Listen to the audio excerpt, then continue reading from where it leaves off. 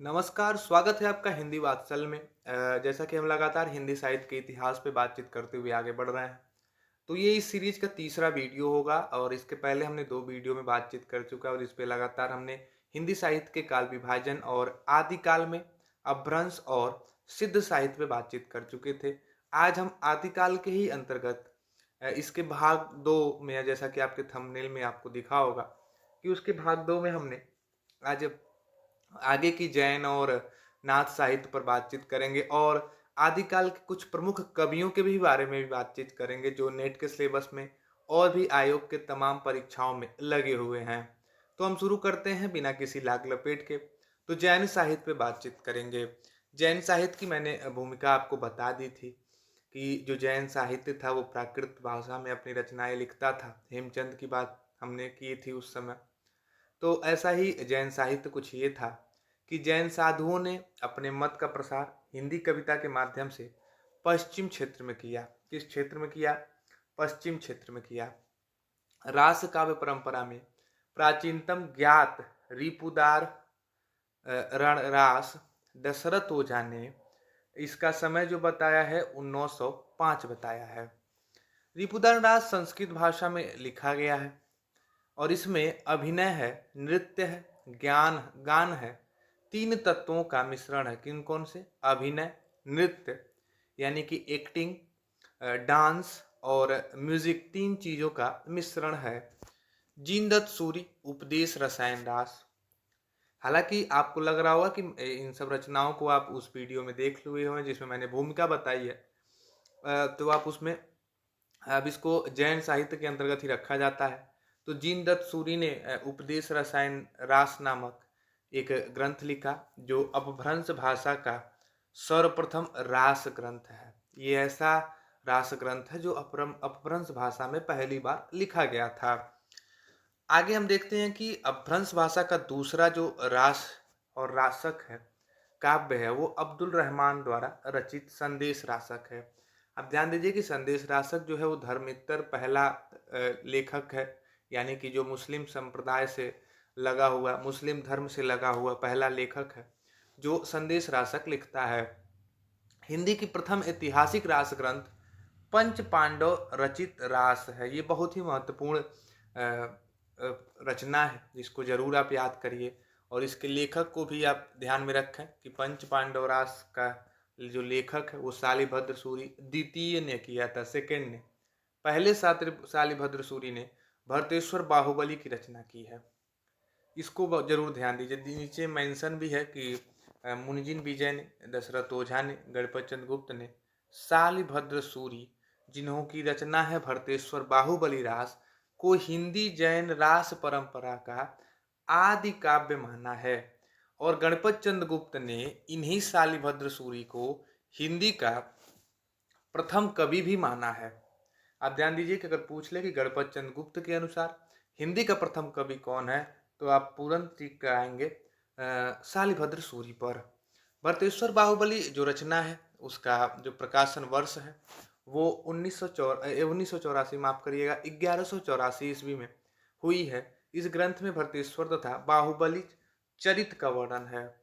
यह ग्रंथ 205 छंदों में रचित एक सुंदर खंड काव्य है।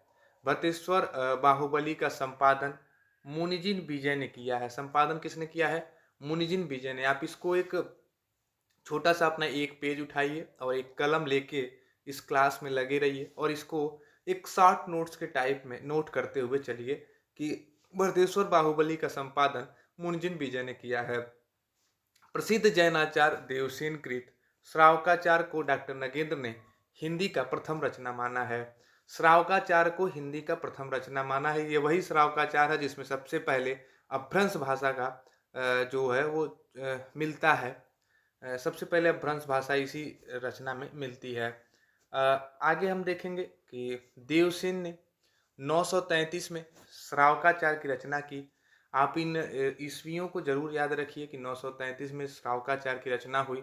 250 दोहों में श्रावक धर्म का प्रतिपादन किया गया है। इसमें देवसेन के अन्य भी ग्रंथ हैं। नय चक्र है, दर्शन सार, भाव संग्रह, आराधना सार, तत्व सार और सावस धम्म में दोहा। इन ग्रंथों में इनका नय चक्र बहुत प्रसिद्ध है। कौन सा प्रसिद्ध है? नय चक्र बहुत प्रसिद्ध है। अब ये नय चक्र जो है वो नय चक्र को लघु नय चक्र नाम दिया गया है देवसेन के द्वारा। देवसेन अपने ग्रंथ में जैन धर्म के अनेक संघों की उत्पत्ति लिखी है, जिसे इन्होंने जैनाभास कहा है। क्या कहा है? जैनाभास कहा है। बृहद नय चक्र की रचना देवसेन के शिष्य माइल्य धवल ने किया। बहुत इंपॉर्टेंट रचना ये लेखक हैं माइल्य धवल, और इनकी रचना जो है वो बृहद नय चक्र है, और ये जो है देवसेन के शिष्य हैं। तो बृहद नय चक्र का वास्तविक नाम जो है वो द्रव्य सहाय पवास है, यानी कि द्रव्य स्वभाव प्रकाश है। और ये द्रव्य स्वभाव प्रकाश का जो रचनाकार है वो माइल्य धवल है, और माइल्य धवल देवसेन के शिष्य हैं, और देवसेन जो है वो श्रावकाचार्य के लेखक हैं। पहले ग्रंथ दोहा बंद में था ये जो बृहद न्यायचागार है, किंतु बाद में किसी शुभंकर के कहने में प्राकृत में गाथा बंद में था। मतलब कि पहले ये ग्रंथ अपभ्रंश में था, दोहा बंद में था, फिर वो प्राकृत भाषा में गाथा बंद में कर दिया गया। द्रव्य स्वभाव प्रकाश सबसे पुरानी हिंदी अपभ्रंश भाषा में लिखा था। पहले वही हम बात तो आपको पहले बता चुके हैं कि ये पहले अपभ्रंश भाषा में लिखा गया था, फिर उसके बाद प्राकृत में इसको अनुवाद कर दिया गया था।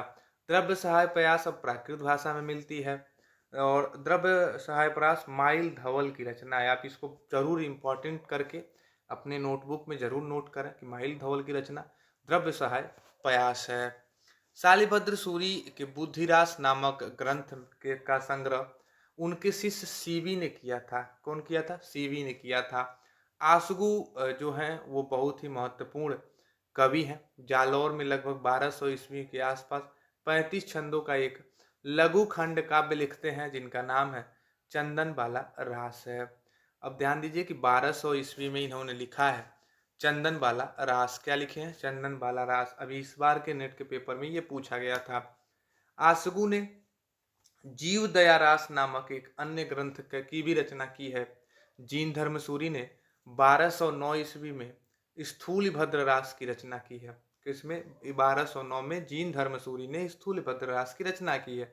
स्थूल भद्र रास के रचयिता का नाम जीणधाम मिलता है, और यही जीन धर्म का पर्याय समझा जाता है। विजय सेन सूरी ने रेवंत गिरिरास नामक रचना की, वो 1231 ईस्वी में। रेवंत गिरिरास में जैन तीर्थ रेवंत गिरी तथा तीर्थंकर नेमिनाथ की प्रतिमा के महत्व का प्रतिपादन ऐतिहासिक और पौराणिक इतिवृत्त प्राकृतिक सौंदर्य के आधार पर किया गया है। रेवंत गिरिरास 4 कड़वकों में विभक्त है। कड़वक मैंने कल बताया था कि हर 4 दोहों के बाद हर 4 चौपाइयों के बाद एक दोहा, हर 8 चौपाइयों के बाद एक दोहा, हर 7 चौपाइयों के बाद एक दोहा, वो मसनवी शैली में आ जाता है, लेकिन कड़वक है। तो रेवंत गिरिरास की ही भांति कवि पल्हड़ द्वारा रचित पल्हड़, ध्यान दीजिए बहुत ही नोट करने वाली चीजें हैं। जितनी भी चीजें मैं फैक्ट बता रहा हूँ, जितने भी तथ्य मैं आपको बता रहा हूँ, ये सारे के सारे अपने नोटबुक में आप नोट करते जाइए। जिस हिसाब से आपके दिमाग में ये समझ आ रही है, जिस हिसाब से आपके दिमाग में ये छप रहा है, उसको आप उसी भाषा में, उसी लैंग्वेज में आप नोट करते जाइए, ताकि केवल आप ही समझ पाए और दुनिया का कोई आदमी आपके नोट्स को न समझ पाए। तो पल्हड़ द्वारा रचित आबूरास 1232 ईस्वी में जैनियों के प्रसिद्ध स्थान आबू मंदिर, आबू मंदिर आपको ध्यान दें कि माउंट आबू जो है वो राजस्थान में है, का वर्णन किया गया है। मुनि सुमिति गणी ने नेमिनाथ रास में जैन तीर्थंकर नेमिनाथ के चरित्र का वर्णन किया है। नेमिनाथ रास की रचना 1213 ईस्वी में हुई थी। इसमें 58 छंद हैं। चौपाई छंद में 12 मासा का वर्णन विजय चंद सूरी द्वारा रचित नेमिनाथ चौपाई में होता है। ये ऐसा रास है जिसमें चौपाई छंद और 12 मासा वर्णन भी है। आगे हम देखें कि विजय चंद सूरी की अन्य रचनाएं मल्लीनाथ महाकाव्य, पार्श्वनाथ चरित, कल्प निरुक्त और उवैस माला काहाण्य छप्पय आदि है। अब हम देखेंगे कि जैन रास परंपरा के अन्य कवि और अन्य काव्य। तो इसको अगर हम देखें तो सबसे पहले आ रहा है कि प्रज्ञा तिलक एक कवि हैं, जिन्होंने कलछुली रास लिखा है। बहुत ही इम्पोर्टेंट ये रचना है, क्योंकि इसका नाम जितना मनोरंजक है उसी तरह से ये परीक्षाओं में पूछ लेता है कि कलछुली रास किसने लिखा, तो 1306 ईस्वी में प्रज्ञा तिलक ने कलछुली रास लिखा है। दिल्हड़ ने गैसुकमली रास लिखा है। उसके बाद सार मूर्ति ने जीन पद्मसूरी पट्टाभिषेक रास लिखा। अभय देव सूरी जय तिहुड़, चंद्रमुनि पुराण सार, कनकामर मुनि करकंड चर्य, कविनय रणदी यानी कि सुदसड़ चर्यु, और जीन वल्लभ सूरी ने संघ पट्टक लिखा है। योग चंद्रमुनि प्रसिद्ध दोहाकार हैं, इन्होंने योगसार लिखा है। आप योगसार फिर से आप देखिए, जोयेंदु की रचना भी योगसार है। परमात्म प्रकाश, 2 रचनाएं मैंने बताया था जोयेंदु की, तो उसको जरूर ध्यान दीजिए। जीन दत्त सूरी, जीन दत्त सूरी और जीन धर्म सूरी में आप जरूर याद रखिए कि उपदेश रसायन रास जो है वो जीन धर्म सूरी का है, और ये जीन दत्त सूरी जो है ये भी वही है। तो जीन दत्त और जीन धर्म एक ही है। सोमप्रभ सूरी कुमारपाल प्रतिरोध, और हेमचंद की रचना जो मैंने बताया कुमारपाल चरित है, और सोमप्रभ सूरी की रचना है कुमारपाल प्रतिरोध। जीन पद्मसूरी स्थूलभद्र फागु, धर्मसूरी जम्बुस्वामी, अम्बदेव सूरी संघपति समरा रास, राजशेखर सूरी नेमिनाथ फाग। अब एक और काव्य मिलता है आदिकाल में, ये फागु काव्य है। आदिकाल की रास परंपरा की भांति ही फागु काव्य परंपरा भी जैन कवियों की महत्वपूर्ण उपलब्धि थी। महत्व यानी कि जैन कवि ही फागु काव्य भी लिखते थे। फागु शब्द का व्युत्पत्ति संस्कृत के फल्गु, जिसका अर्थ होता है बसंत, और वसंत जो है प्रकृत में फागु और हिंदी में फाग मानी जाती है। जैसे अपने वहाँ जो होली का समय अभी मार्च में आने वाला है, तो वो जो हमको कहते हैं, उसको अगर गाँवी भाषा में कहें तो फगुआ कहते हैं। वो फगुआ ही ये फागु काव्य है। प्राकृत में फागु होता है, हिंदी में फाग होता है, संस्कृत के फल्गु यानी कि वसंत होता है। तो इस यानी कि जो फगुआ के समय में, बसंत के समय में जो काव्य गाया जाए वो फागु काव्य कहलाता है। फागु काव्य परंपरा का सर्वाधिक प्राचीन ग्रंथ जीन चंद सूरी द्वारा रचित जीन चंद सूरी फागु है, जो 1284 में रचा गया था। फागु काव्य का अर्थ बसंत ऋतु का काव्य है। मैंने पहले ही बताया कि बसंत के समय गाए जाने वाला जो काव्य है वो फागु काव्य है। जीन चंद सूरी में 25 छंद हैं। यह उसके बाद श्री भद्र फागु यानी कि श्री स्थूली भद्र फागु जो है वो सबसे सर्वाधिक सुंदर काव्य है। नेमिनाथ फाग रचना राजशेखर सूरी ने किया है। नेमिनाथ फाग की रचना जो 1350 ईस्वी में नेमिनाथ एवं राजुल के विवाह की घटना इसमें मिलती है। आगे हम देखें कि पूरा काव्य जो है नेमिनाथ रास फागु का, वो 27 छंदों का निबंध है। बसंत विलास फागु संज्ञक अनेक रचनाएं मिलती हैं जो 14वीं सदी से 16वीं सदी तक की गई हैं। माता प्रसाद गुप्त एक विद्वान हुए जिन्होंने परिश्रम पूर्वक बसंत विलास फागु का संपादन किया तथा इसका समय जो है 13वीं शताब्दी बताया है। बसंत विलास फागु जो है वो 84 छंदों में रचित है। श्रृंगारिक काव्य है जिसमें बसंत और स्त्रियों का उनके विलासपूर्ण प्रभाव का मनोहारी चित्रण है। आप देखते हैं कि जो बसंत है वो प्रेमी प्रेमिकाओं का महीना कहा जाता है, ऋतु कही जाती है।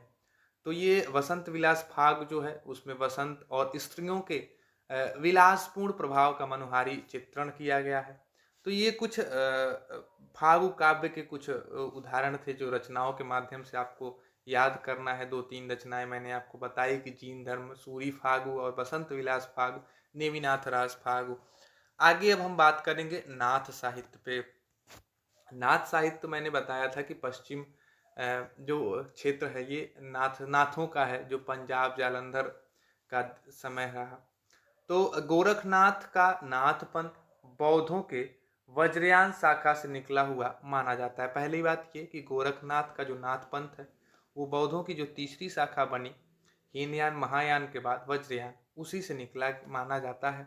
गोरखनाथ ने पतंजलि के उच्च लक्ष्य ईश्वर प्राप्ति को लेकर हठ योग का प्रवर्तन किया। किसके उच्च लक्ष्य और ईश्वर प्राप्ति को लेकर के? पतंजलि के। पतंजलि जो है वो योग आचार्य हैं। सिद्धों की वाममार्गी भोग प्रधान योग साधना की प्रतिक्रिया के रूप में आदिकाल में नाथपंथियों ने हठ योग का साधना आरंभ किया। किसके प्रतिक्रिया के रूप में? सिद्धों के। हजारी प्रसाद द्विवेदी जैसे मूर्धन्य विद्वान ने कहा है कि नाथपंथ या नाथ संप्रदाय के सिद्ध मत, सिद्ध मार्ग, योग संप्रदाय, अवधूत मत, अवधूत संप्रदाय का नाम भी प्रसिद्ध है। हठ योगियों के सिद्ध सिद्धांत पद्धति ग्रंथ के अनुसार ह का मतलब सूर्य, ये मैंने पिछली वीडियो में बताया था कि ह का मतलब सूर्य और ठ का मतलब चंद्र, और इन दोनों को योग को ही हठ योग कहते हैं। क्या कहते हैं? हठ योग कहते हैं। यानी कि सूर्य और चंद्रमा को एक मिला देना ही इस जो योग हो वही हठ योग है। इतनी कठिन तपस्या है, उसे ही हठ योग कहते हैं। हिंदी साहित्य में षट चक्रों वाला योग मार्ग गोरखनाथ ने चलाया। गोरखनाथ को नाथ साहित्य का आरंभकर्ता माना जाता है। गोरखनाथ के गुरु का नाम मत्स्येंद्र नाथ है। मत्स्येंद्र नाथ ने मीननाथ, मच्छंदर नाथ भी कहा जाता है।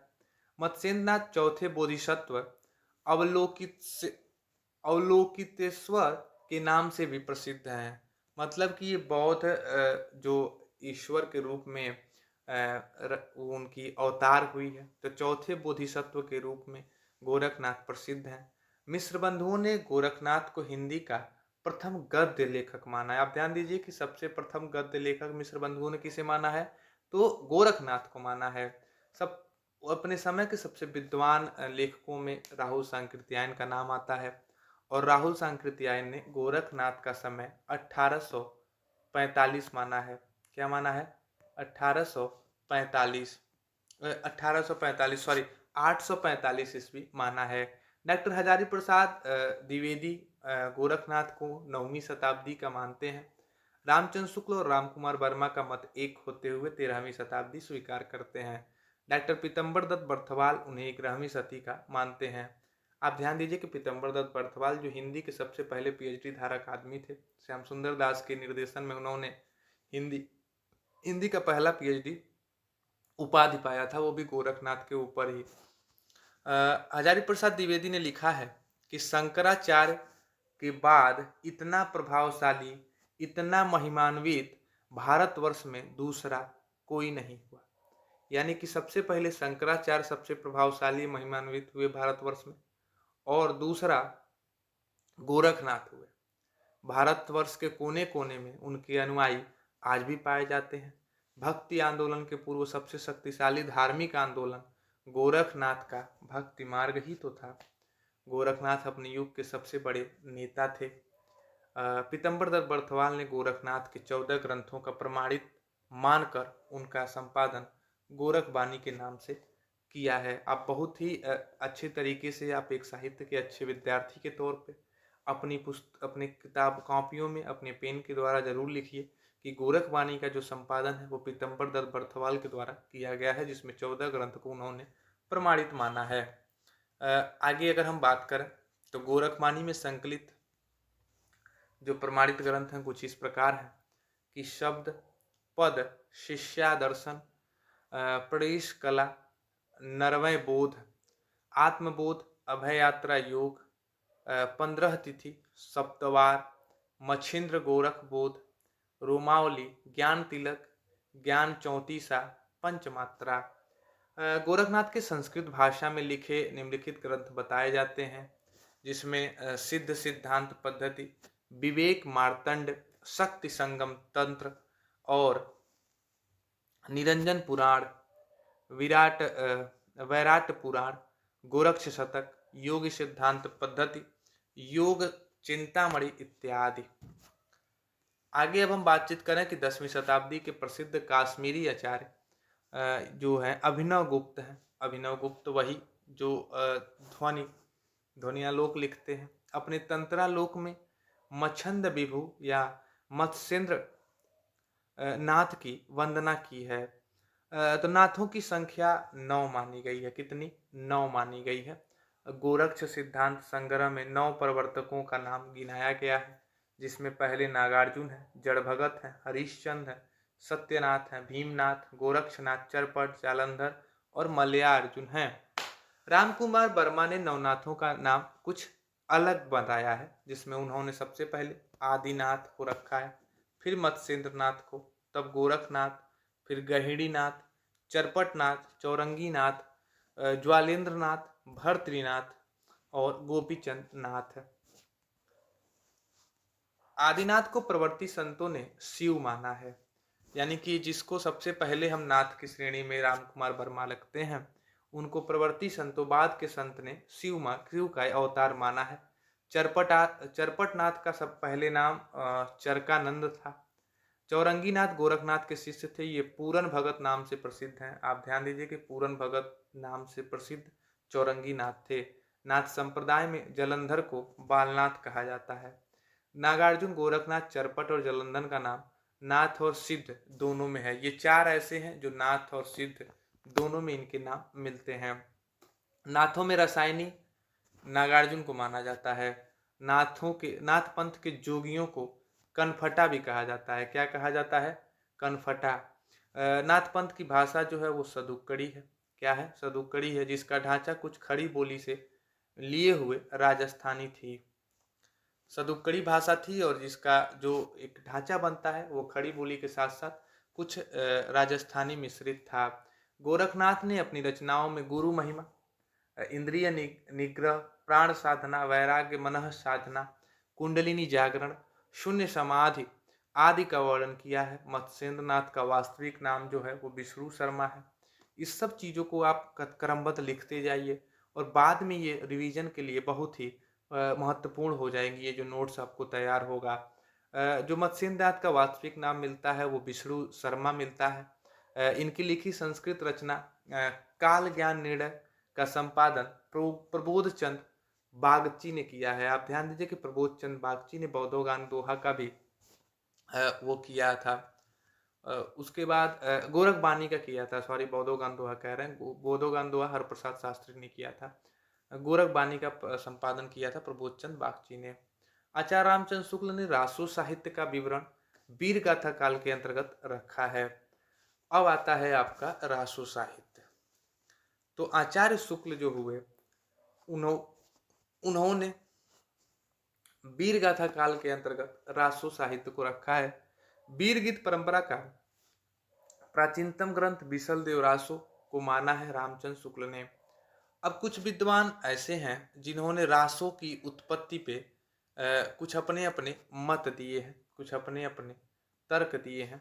अब उन तर्कों को देखेंगे तो गारसा दत्तासी ने राजसु शब्द से रासो का उत्पत्ति माना है। हरप्रसाद शास्त्री ने राजयस से माना है। नरोत्तम स्वामी एक आते हैं जो रासक शब्द से रासो की उत्पत्ति मानते हैं।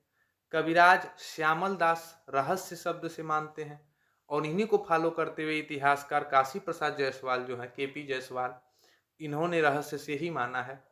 और सबसे महत्वपूर्ण, जिनका सबसे ऑथेंटिक परीक्षाओं में पूछ लेता है, तो वो हैं आचार्य रामचंद्र शुक्ल।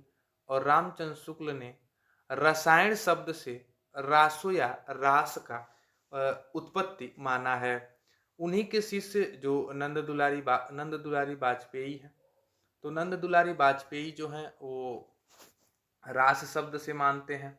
हजारी प्रसाद द्विवेदी रासक शब्द से रासों की उत्पत्ति मानते हैं। राम स्वरूप चतुर्वेदी ने राउस शब्द से माना है, राउस या रस से। राम स्वरूप चतुर्वेदी। दशरथ शर्मा रासक से मानते हैं। माता प्रसाद गुप्त रासक से मानते हैं। गणपत चंद्र गुप्त ने एक पूरा फार्मूला दिया है जिसमें उन्होंने बताया है कि रासक से रास, रास से रासा, रासा से रासु और फिर रासो। ये फार्मूला भी याद रखिए, ये गणपत चंद्र गुप्त का दिया गया फार्मूला है। तो ये थे रासो शब्द की उत्पत्ति और मत, कुछ विद्वानों के अपने अपने मत।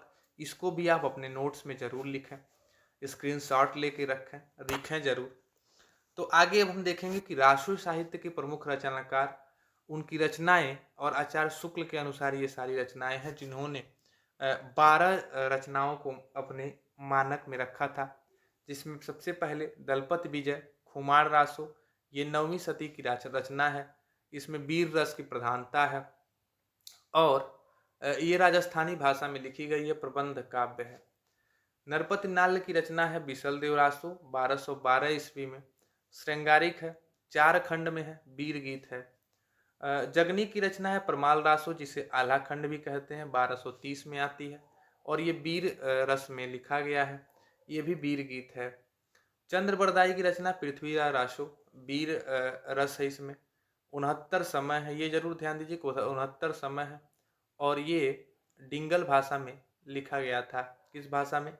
डिंगल भाषा में। अब डिंगल भाषा जो है वो राजस्थानी प्लस खड़ी बोली लिए हुए थी।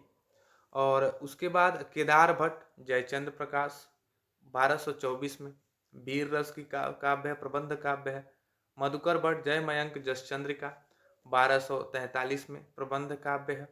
सारंगधर हामिर रासो, नल्ल सिंह विजयपाल रासो, उसमें आपको 42 छंद मिलते हैं, वीर गीत है। श्रीधर रणमल छंद, ये बहुत ही महत्वपूर्ण रचना है। श्रीधर रणमल छंद 1454 में। आचार्य शुक्ल ने लिखा है कि चंद्र बरदाई हिंदी के प्रथम महाकवि माने जाते हैं। इनका पृथ्वी रासो हिंदी का प्रथम महाकाव्य है। मिश्र बंधुओं ने हिंदी का वास्तविक प्रथम महाकवि चंद्र बरदाई को माना है। कौन किसको माना? चंद्र बरदाई को।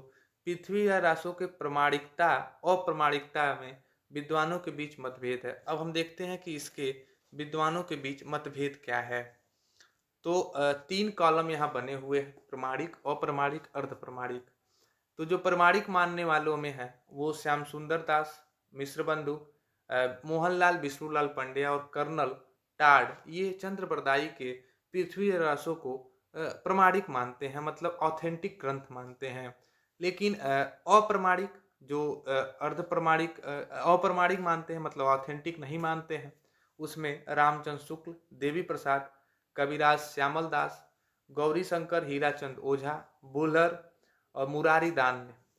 लेकिन कुछ ऐसे भी हैं जो प्रमाणिक और अप्रमाणिक के बीच में रखते हुए आधा प्रमाणिक मानते हैं और आधा काल्पनिक मानते हैं। उसमें मुनिजिन विजय, हजारी प्रसाद द्विवेदी, सुनीति कुमार चटर्जी और दशरथ ओझा का नाम आता है। तो ये रहे प्रमाणिक और अप्रमाणिक और अर्धप्रमाणिक के विद्वानों के अपने अपने मत को मैंने बता दिया। अब पृथ्वी रासों में थोड़ी और चर्चा को देखेंगे कि इसमें 68 छंदों का प्रयोग किया गया है। मुख्य छंद का जो निम्न है: कवित्त, छप्पय, दूहा, तोमर, त्रोटक, गाहा और आर्या। चंद्र बरदाई को छप्पय छंद का विशेषज्ञ माना जाता है। किसके? छप्पय छंद का।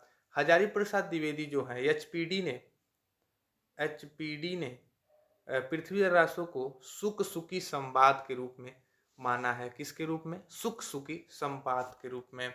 तो ये सुक सुकी संवाद जो है उसके रूप में हजारी प्रसाद द्विवेदी ने माना है। डॉक्टर बुल्लर ने सर्वप्रथम कश्मीरी कवि जयानक की कृत पृथ्वीराज विजय के आधार पर सन 1875 में पृथ्वी रासो को अप्रमाणिक घोषित कर दिया। पृथ्वीराज रासो को चंद्र बरदाई के पुत्र जल्हड़ ने पूरा किया था। किसने किया था? जल्हड़ ने। बच्चन सिंह लिखते हैं कि यह यानी कि पृथ्वी रासो एक राजनीतिक महाकाव्य है। दूसरे शब्दों में राजनीति की महाकाव्यात्मक त्रासदी की बात करता है पृथ्वी रासो। ये कोटेशन है बच्चन सिंह का, जरूर अपने कॉपी में नोट करें, अपने नोट्स का में नोट करें इसको और अपने दिमाग में भी छाप लें। हिंदी में सर्वप्रथम 12 मासा का वर्णन नरपति नाल्यकृत बिसल देव रासो में मिलता है। सर्वप्रथम 12 मासा यानी कि 12 मासा, 12 महीनों के मौसमों का वर्णन बिसल देव रासो में मिलता है।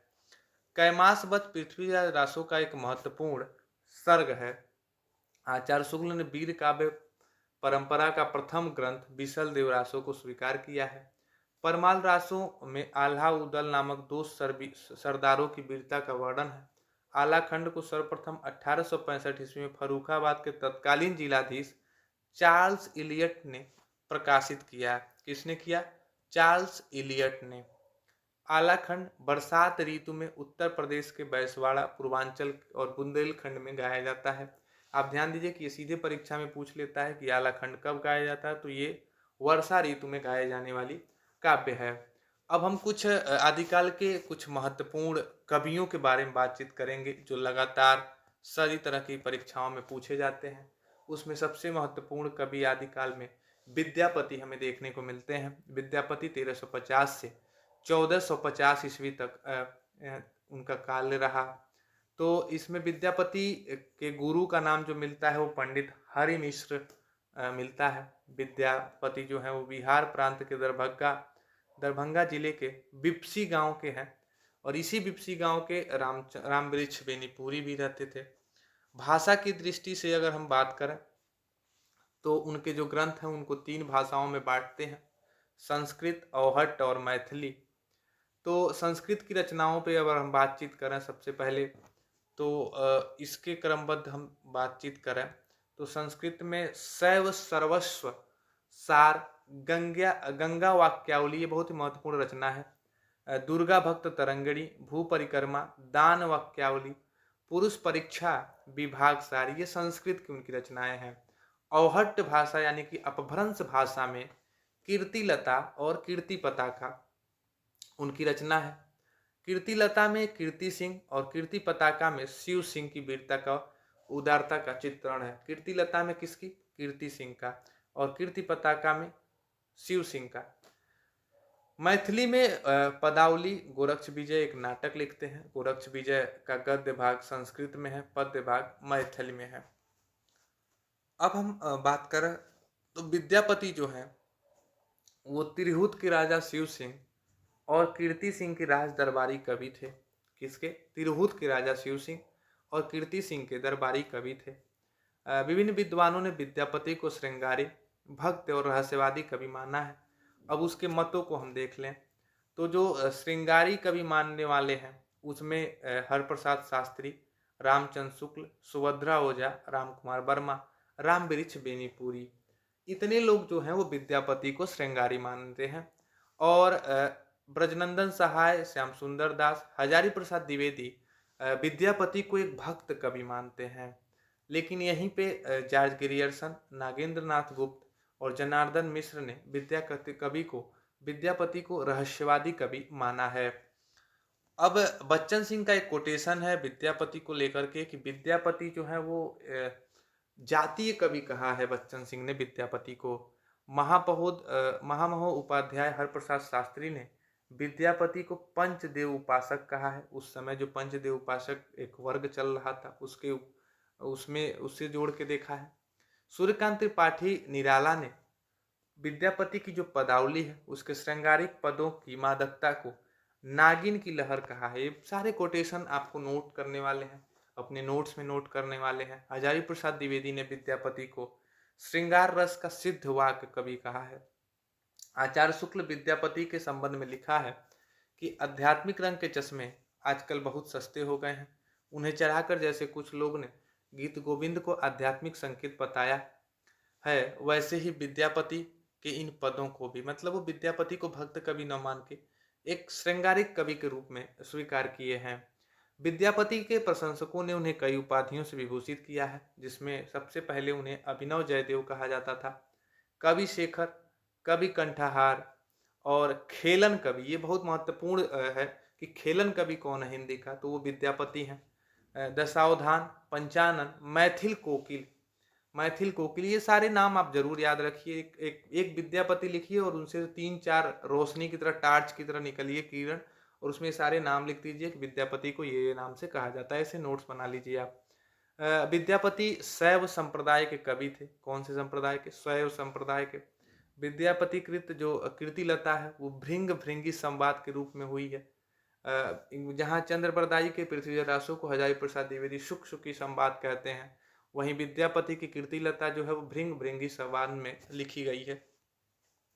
विद्यापति के कीर्तिलता से कुछ महत्वपूर्ण है कि देसिल बैना सब्जन मिठा ते तैसन जप हो अवट्टा, रज लुद्ध अशलान बुद्ध विक्रम बले हारल, पाई बैस विश्वास गए राय गैनेसर मारल, कि मारंत राय रणरोल पंडु, हाँ शुद्ध हुआ सुरराय नए नर रमाड़ी, नमजन फफुर धुआं, कतहूँ तुरक बरकर बार जे बेगार धर अनाय बाभन बरुआ, मथा चढ़ाए गाय का चरुआ, हिंदू बोले दुरही निकार, छोटा हूँ तुरका भव की मार। ये बहुत ही महत्वपूर्ण इनकी लाइन है कि जय सुरसा होसई मम भाषा, जो जो बुझई करहि पंसासा, जाति अजाति विवाह अधम उत्तम का पारक। तो इस तरह की ये विद्यापति की कीर्तिलता से कुछ महत्वपूर्ण पंक्तियां थी। अब विद्यापति के पदावलियों से कुछ महत्वपूर्ण पंक्तियों को हम देखेंगे कि खने खने नयन कोन अनुसरई, खने खने वसत धूल तनु भरई, सुधा मुख के विह निर्मल बाला, सुधा मुख के विह निर्मल बाला, अपरूप रूप मनोभव मंगल त्रिभुवन विजयी माला, सरस वसंत समय भला पावल दक्षिण, पवन महधीरे सपनहु रूप वचन इक भविष्य, भाषीय मुख से दूर करु चीरे।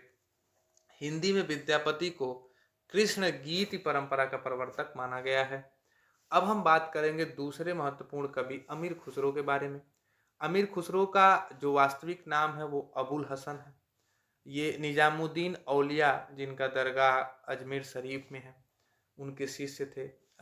जो अमीर खुसरो हैं वो खड़ी बोली के आदि कवि हैं। खड़ी बोली के आदि कवि हैं।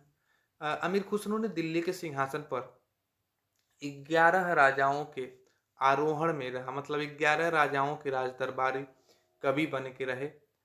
इतिहास के विद्वान ईश्वरी प्रसाद ने अमीर खुसरो को महाकवि और कवियों में राजकुमार की संज्ञा दी है। विद्वान ने अमीर खुसरो द्वारा रचित ग्रंथों की संख्या 100 बताई है, जिनमें खालिक बारी, पहेलियां, मुकरियां, दो सुखने, गजल आदि महत्वपूर्ण हैं। आमिर खुसरो की पहेलियों और मुकरियों में उक्ति वैचित्र की प्रधानता है। किसकी? उक्ति वैचित्र की। आमिर खुसरो के महत्वपूर्ण पद्यांश निम्नलिखित हैं कि चमन तुतिये हिंदुम अर रास्ता पुरुषी, जे मन हिंदुए पुरुष ना ताज कोयम। मतलब कि मैं हिंदुस्तान की तूती हूँ, अगर तुम वास्तव में मुझे कुछ पूछना चाहते हो तो हिंदवी में पूछो, जिसमें कि मैं कुछ अद्भुत बातें बता सकूं। तो इनको तूतीय हिंद भी कहा जाता है।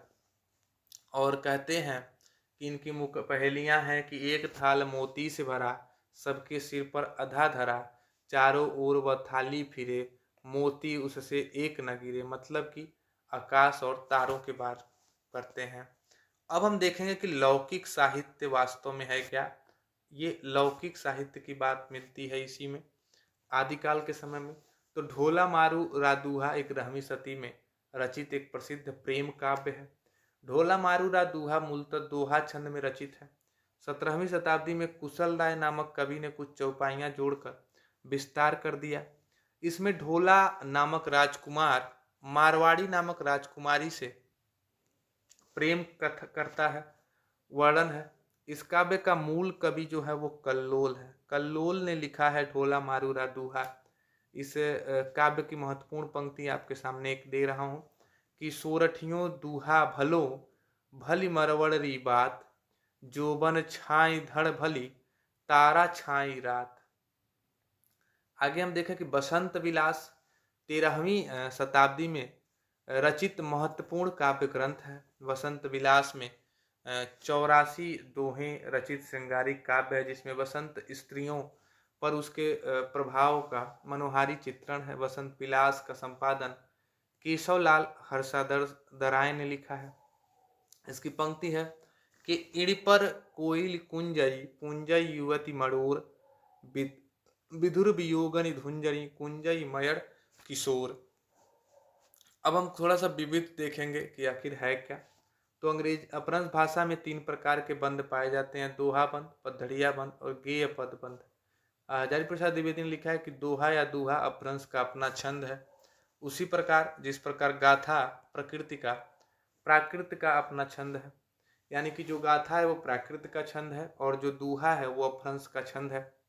तो अपभ्रंश का चरित का पद्धड़िया बंध में लिखा गया है।